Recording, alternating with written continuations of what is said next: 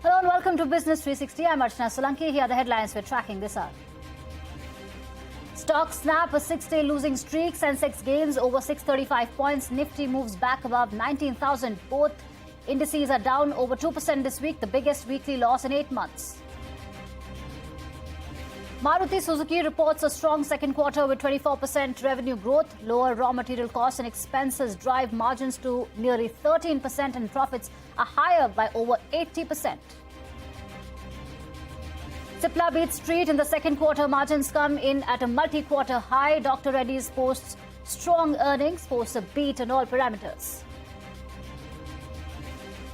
The Ambani Next Gen gets a near unanimous nod to join the Reliance board. The company will announce its second quarter numbers today. It is expected to show steady performance in digital and retail businesses, while the oil to chemicals business could see strong refining margins being offset by weak petrochemical spreads.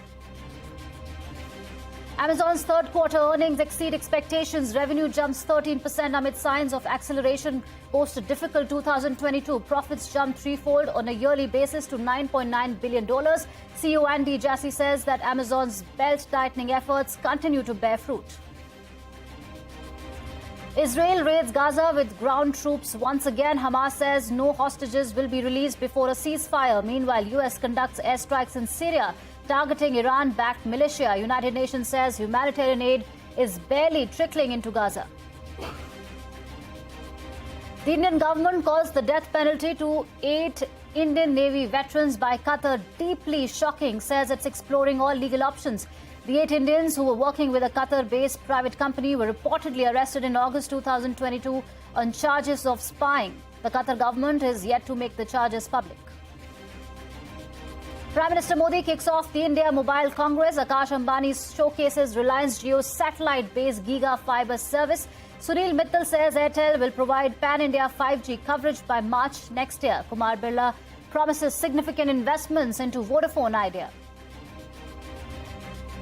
All right, let's start with the market action. A rebound on Friday after some sharp cuts earlier this week. Sensex gained over 600 points. Nifty goes back above the 19,000 mark. Mid caps and small caps saw a sharper rebound. But for the week, Sensex and Nifty are down 2%, making it the biggest weekly loss in 8 months. Mid cap index is down 3% this week. Prashant Nair is here with the market wrap. Well, finally a bounce, and a solid bounce at that, at the fag end of this week, last session of the week. The Nifty, which is looking oversold, and we'd been saying this from the time that we came in the morning, on all technical and F&O indicators, things were looking overdone. We got a bounce. 1% of the Nifty, 1% of the Bank Nifty. The mid-cap index did a little more than 1%, and the small-cap index did over 2%. So, I mean, you know, this is looking good. We got a positive, solid daily close, and now, of course, we got to build on it. In any case, let me just outline what happened. So, the big gains on the Nifty came through in HCL Tech, Axis Bank, Coal India. SBI, Adani Enterprises and NTPC were some of the others which did quite well. Market breadth was almost 5:1. So, you know, it was heavily favoring what went up. And that's understandable because these stocks had been sold off between 10 and 15, 20% over the last 6 sessions of relentless selling. In the broader market, big gains coming through in Shriram Finance, Swan Energy, found its place there. Mazgaon Dock, Indian Overseas Bank, Adani Power. There was Wellspun Industries, which did well. Bank of India, Indocount, Venus Pipes, Jubilant Pharma, NLC India, Voltamp were some of the other names there. Losses in names like Sterlite Tech. There was Prestige and there was Westlife, which sold off pretty heavily as well. As I said, we got a start. We got a positive, solid close. We need to build on it when we come back next week on Monday. U.S. markets, of course, will provide us that first cue, which we will refer to at 9 on Monday. Back to you. Right. Thank you, Prashant, for those updates. Maruti Suzuki share rallied on the back of a strong second quarter. The automaker reported its highest ever quarterly sale volume. Revenue was up 24% and profit was up 80%. Sonia Shenoy is here with the numbers. Sonia, what were the key drivers for Maruti in Q2? Oh, absolutely. Thanks a lot for that. It was indeed a very good set of numbers that Maruti reported. The operational performance was much better than what the street was estimating, and the margins for Maruti came in at a multi-quarter high. Now, let me take you through the numbers. If you look at the margins, right, it was a 360 basis points year-on-year jump in margins, coming in at 12.9%. The company put out a release where they said that a couple of things impacted their margins positively. One was improved realizations because of the price hikes that they undertook. The second was softening of commodity prices. The third was cost reduction that aided their earnings this time around. As you rightly pointed out, this is the highest ever quarterly sales volumes, net sales and net profit that Maruti has posted. However, let's not forget that the stock has seen a big up move as well. The stock is up almost 25% in 2023. And the main reason why Maruti has been giving better margins compared to preceding quarters is also because now the share of SUVs in their portfolio has gone up substantially, and SUVs is a high margin business. The focus on SUVs is something which has helped Maruti catapult from a 9 to 10% margin band all the way to 10 to about 12% and now 12% plus. So the important bit to hear out from the management is whether they can hold on to these 12-13% margins, given that SUVs is a large chunk of their portfolio. All eyes, of course, will be on management commentary, but for now, the numbers have been very strong, much better than what the street was estimating. Back to you. Right. Thank you, Sonia, for those numbers. Bajaj Finserv reported a strong quarter. Consolidated net profit grew 24%, while revenue rose more than 25% on a yearly basis. The company's general insurance business gross written premium grew by 52%. The life insurance business reported a robust performance as well, with written premiums rising 28%. In pharma earnings, Dr. Reddy's Laboratories posted a strong second quarter, beating estimates across all parameters. The company's net profit rose 33%, while revenue grew nearly 10% on an annual basis. Staying with pharma, Cipla reported a strong set of numbers in the second quarter, beating street estimates across all parameters. The company's operational performance stood out, with margins hitting multi-quarter highs. The company's US business reported its highest quarterly revenue, while its India business witnessed a double-digit growth. Ekta Batra questioned the management on reports of a promoter stake sale. Here's what he had to say. A lot of news reports with regards to the possible deal from the Cipla promoters' end. We do understand that there could be some amount of standstill which could have been reached on account of valuations with regards to the Cipla stake sale. If you could comment on it. So, Ekta, as the company is very different than, and has, is hearing about these with the same frequency that the general public hears about it. There's, the promoters are one entity, the company is the other. It's very, we have not heard anything either way in terms of, in terms of the transaction as yet. And, we've been saying that this is speculative from the beginning. Shares of Reliance surged in trade today ahead of its earnings. A CNBC TV18 poll expects the company to report 12% growth in net profit, while revenue is expected to rise in the high single digits. The oil-to-chemicals business is likely to see strong refining margins being offset by weak petrochemical spreads. And speaking of Reliance, the Ambani NextGen has received near unanimous nod to join the Reliance board as non-executive directors. Isha Ambani and Akash Ambani received more than 98% of the votes for her board induction. Anand Ambani got nearly 93% of the votes. Standard disclaimer, Network 18 and TV18 are companies that operate CNBC TV18. Both are controlled by independent media trust, of which Reliance Industries is the sole beneficiary. Prime Minister Narendra Modi kicked off the India Mobile Congress at the Bharat Mandapam complex in Delhi today. The three-day event will see India's top telecom, media and technology players showcase their offerings. Ashmit Kumar gets us more. I come to you from the India Mobile Congress, the 7th edition to be specific. The one key message that is being sought to be sent out is that far from being a seeker of technology, a technology consumer, India is trying to position itself as a technology provider. That's the big message that came out of the inaugural session, coming in from government leaders, from the Prime Minister himself, as well as from industry leaders. Let's take a look at some of the big newsmakers of the day.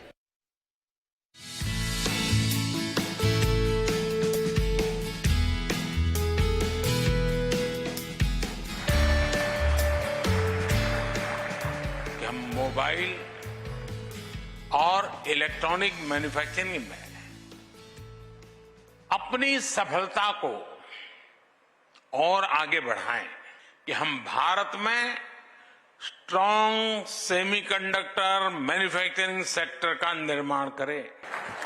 Look back 10 years back, telecom sector was mired with controversies, legal battles, scams, all kind of stuff. Because that time the government which was in place, that government had a very different mindset. That was a government which was focused not on the country's benefit, but on making sure that their own pockets are lined up. In 2014, the change happened.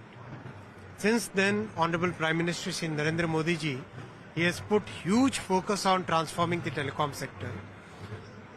The entire legacy of litigations, the legacy of all kinds of non-transparent ways of working, those have been wiped away. And today, telecom sector is totally transformed. As you have seen, 4G and 5G, the rollout of 4G and 5G has been absolutely transparent. It has been life-changing. It has made a huge difference in people's lives. And today, India is emerged as one of the major technology developer, manufacturer, exporter of telecom technology, not just the importer. You mentioned how India has transitioned.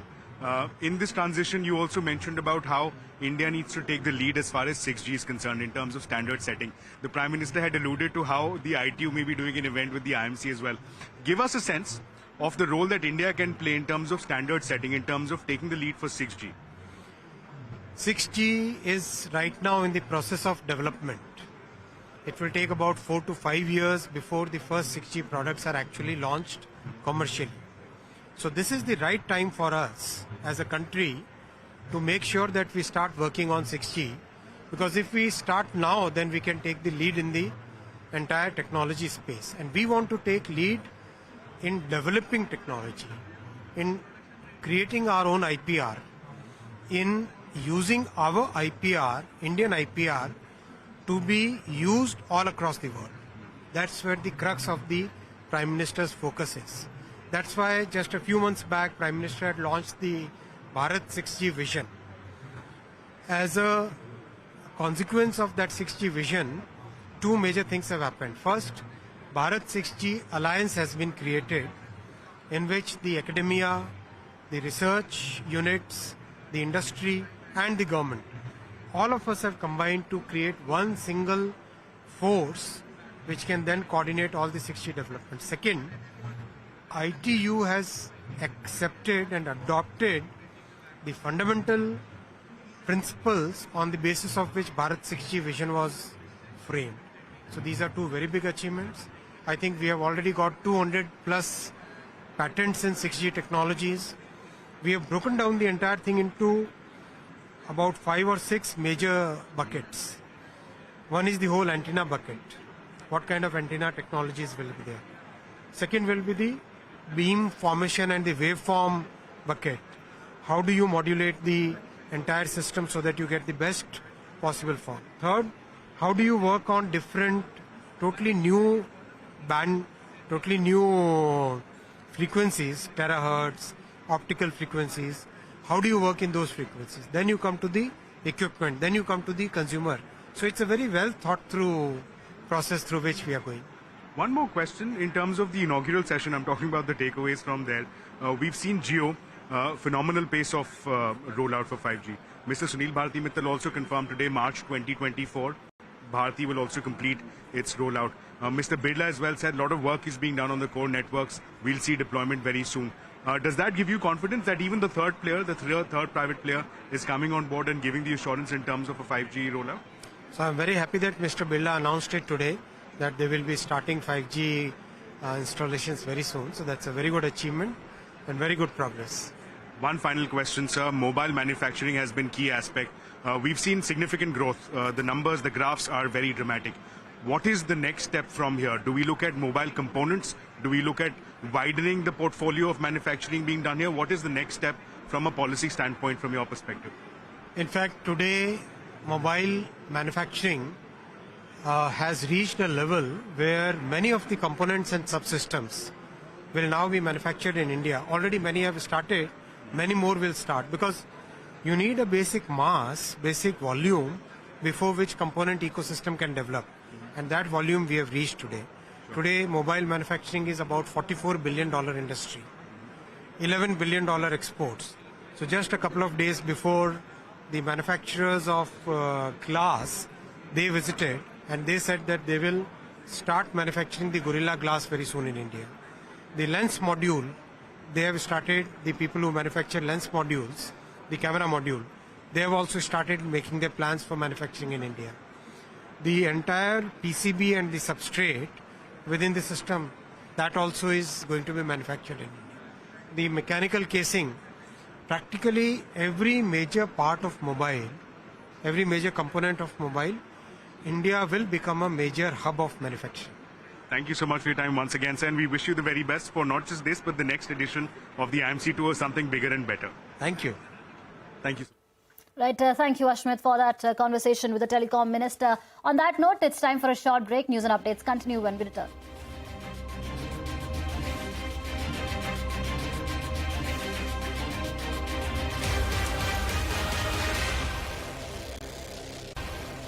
Welcome back. Debt-ridden JP Associates and its lenders have informed courts today that they are in talks for a loan recast settlement. Ritu Singh is here with more. Well, after years of a stalemate in the debt resolution of Jayaprakash Associates, a recent NCLT order shows that the counsels of both ICICI Bank, which is the lead lender in the case, and JP Associates have asked NCLT to defer the IBC hearings until the end of November because both parties indicated that they're currently in talks for a loan restructuring proposal, the contours of which are being formalized and will be under consideration by the lenders. Now, we spoke to our sources within the banking industry and we've been given to understand that lenders have been in talks with the National Asset Reconstruction Company or NARCL for the resolution of the debt by selling the loan account to NARCL and in turn receiving some security receipts and some promise of recovery as well. However, the final offer from NARCL is yet to be given to banks, so it's unclear how much recovery they're really looking at. The loan restructuring talks have been on and off between the lenders and JP Associates for several years now, but no real headway has been made on that front as far as our banking sources have indicated. Now remember, this is a 5-year delay in resolution we're talking about. JP Associates was referred to the NCLT by ICICI Bank in 2018 and since then no real progress has been made. It has a debt of almost 29,000 crores with SBI, ICICI Bank and IDBI as some of the key lenders. Thank you, Ritu, for those updates. With that, it's a wrap on this edition of Business 360. Thank you for watching. Stay tuned to CNBC TV18.